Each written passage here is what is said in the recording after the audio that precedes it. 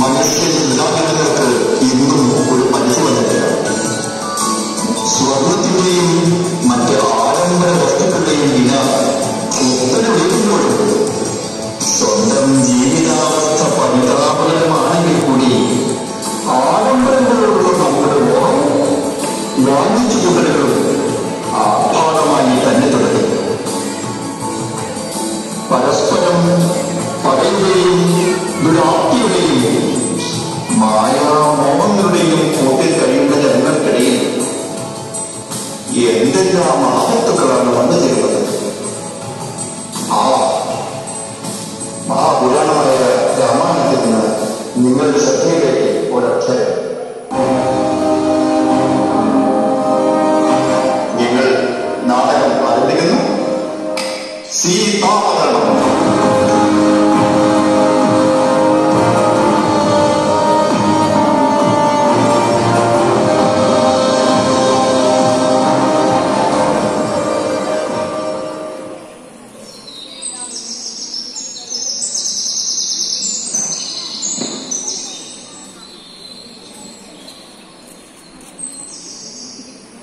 ജ്യേഷ്ഠ, നമ്മളിവിടെ വന്നിട്ട് കുറേ നാളുകളായി.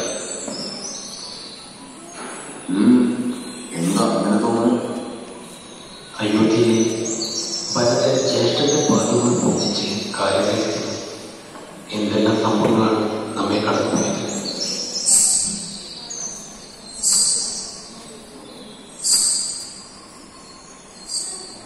ജ്യേഷ്ഠ, ഏതോ പ്രാർത്ഥനയുടെ ശബ്ദം കേൾക്കുന്നത് പോലെ. അതെ അതെ, ശരിയാണ്. കാഴ്ചയിൽ അതിമനോഹരനായ അങ്ങ് ആരാണ്? അങ്ങെന്താണ് ഈ കൊടുങ്കാട്ടിൽ വസിക്കുന്നത്? അയോധ്യയിൽ ദശരഥ മഹാരാജൻ പറഞ്ഞ രാമനാണ്. എന്താണ് നിങ്ങളുടെ വരാൻ കാരണം?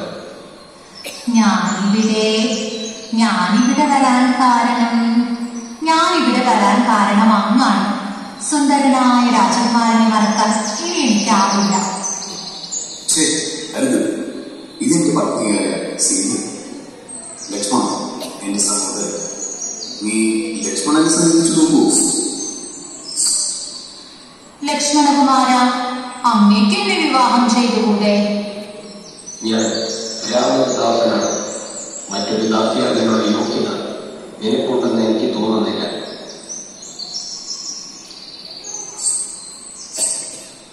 രാമ, എന്നെ വിവാഹം ചെയ്യുകയില്ലേ? ഈ പൂങ്കാവനങ്ങളിൽ എന്നോടൊപ്പം ഉല്ലാസയാത്ര ചെയ്യുകയില്ലേ?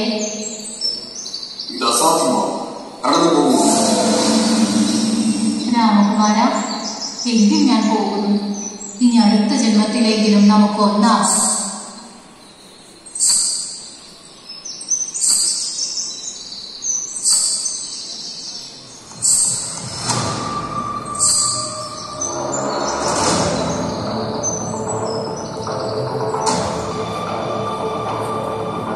രാമകുമാരനെ ഞാൻ വിവാഹം ചെയ്യും. ഞാൻ ഉദ്ദേശിച്ച കാര്യം നടത്തിയിട്ടേ പോകും. രാമകുമാരനെ ഞാൻ വിവാഹം ചെയ്യും. ഞാൻ ഉദ്ദേശിച്ച കാര്യം നടത്തിയിട്ടേ പോകും. അയ്യോ, എന്നെ വിടൂ രാമ, എന്നെ രക്ഷിച്ച്. ലക്ഷ്മണ, അയ്യോ.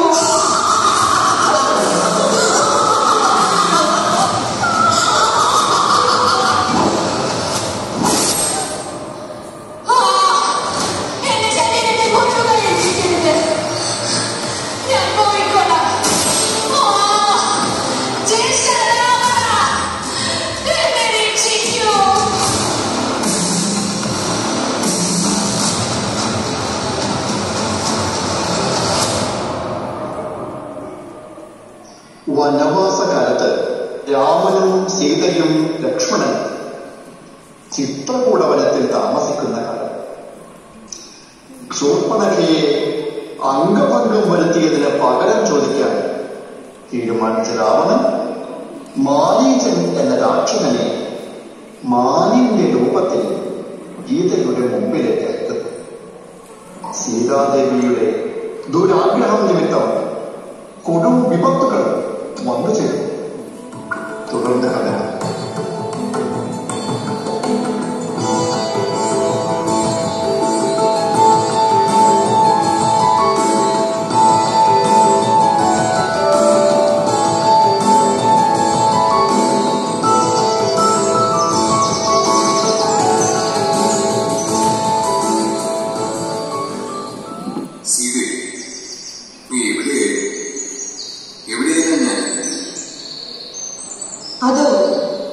ഇന്ന് ഞാനൊരു മാനിനെ കണ്ടു.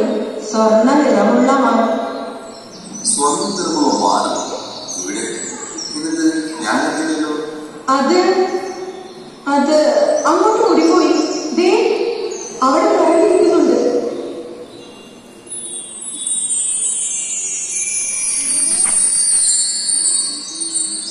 ആര്യപുത്ര, അങ്ങ് ആ മാനിനെ കണ്ടില്ലേ?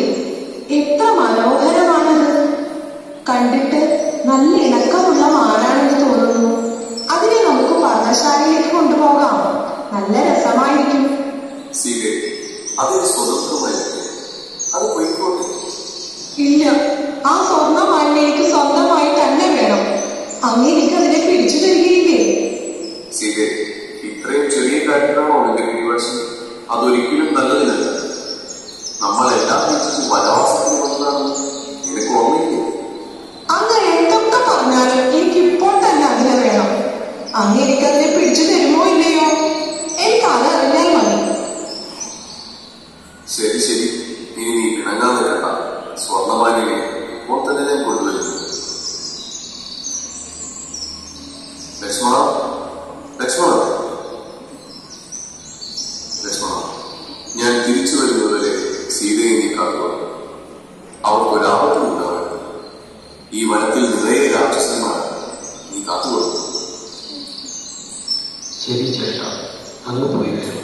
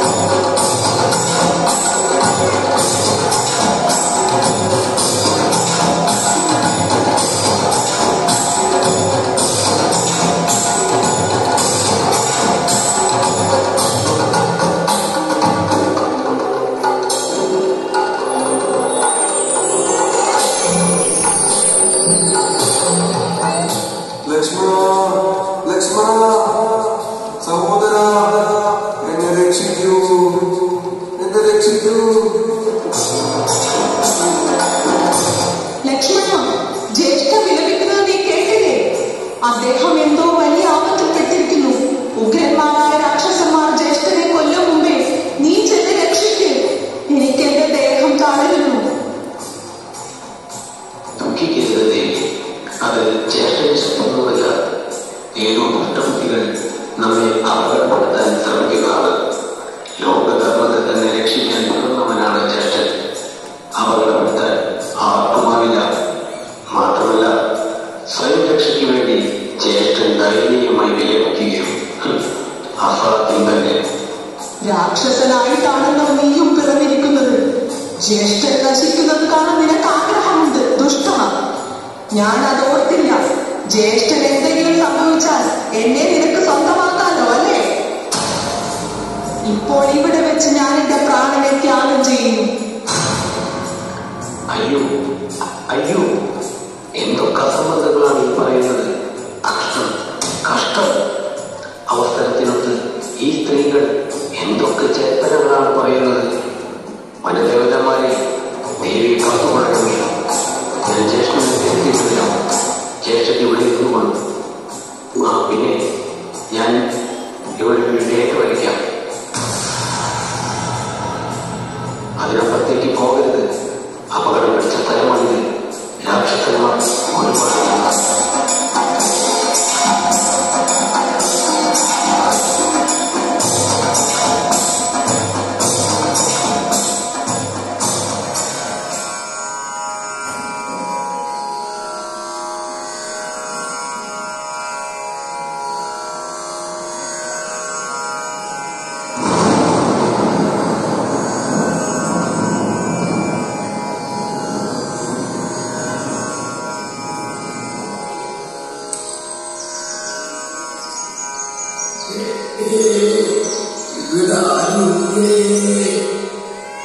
വല്ലതും തന്നെ വിശന്നിട്ട് വയ്യ.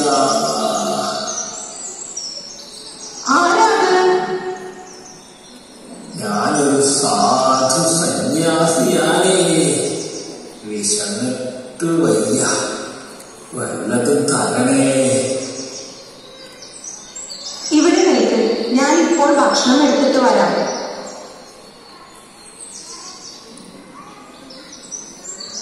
ഏയ്, ഇവിടെ ഇങ്ങോട്ട് വരൂ. ഞാനൊരു വയ്യാത്തേ, ഒരടി നടക്കാൻ വയ്യ. ദയവായി ഇങ്ങോട്ട് കൊണ്ടുവരുമോ?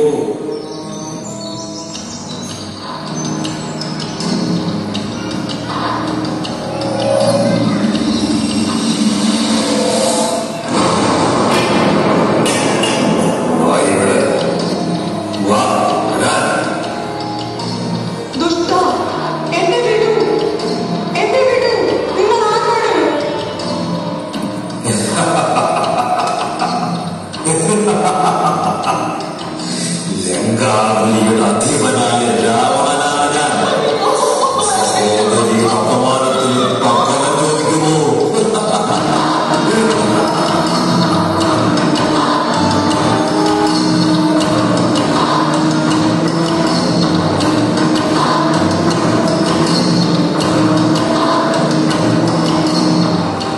നടന്നതെല്ലാം കണ്ടില്ലേ കൂട്ടുകാരെ? ദുരാക്തി മൂലം സ്വർണമാനിന്റെ പിറകെ പോയ സീതയ്ക്ക് സംഭവിച്ച ആപത്ത് വലുതായി. സീതാദേവിക്ക് ലക്ഷ്മണനോട് പോലും മോശമായി സംസാരിക്കേണ്ടി വന്നു. സ്വർണമാനിന്റെ പിറകെ പോയ സീതമാരുടെ മുമ്പിൽ എന്നും ഭൂമി പിളർന്നു പോയിട്ടേ ഉള്ളൂ. ഈ നാടകം